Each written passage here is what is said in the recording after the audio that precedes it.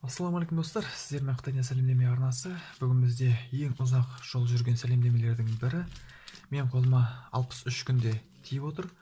Бұның бағасы 346 теңге. Бұл скальпель деп айтады. Немесе өзіміздің тілде пышақ. Ал ашып көрейік.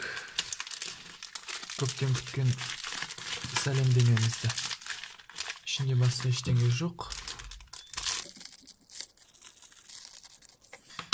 Мінекей, мынадай бір пышақ, былай айтқанда сабы темірден, бас жағы да темір болу керек. Өткірлігін тексеріп көрейік.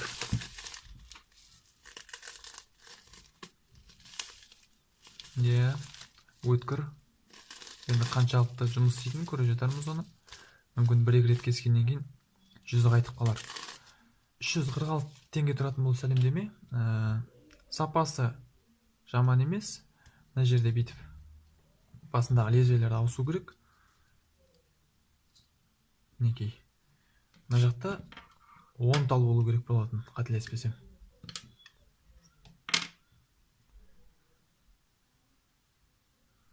Жоқ, 5 тал екен. Мен қателесіп отырмын, немесе сатушы қателесіп салып жіберген.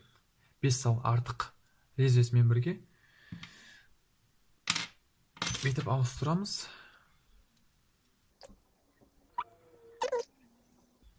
Неге? Қатты. Өз бағасына лайықты, өте керемет деп айтуға болады. Қосалқы пышақтардың жүзін көрейік. Бұл да өте әдемі кесіп тұр. Мінекей, көріп тұрғандарыңыздай. Жалпы жаман емес, өте жақсы. Бүгінге осы. Келесі кездескенше сау болыңыздар.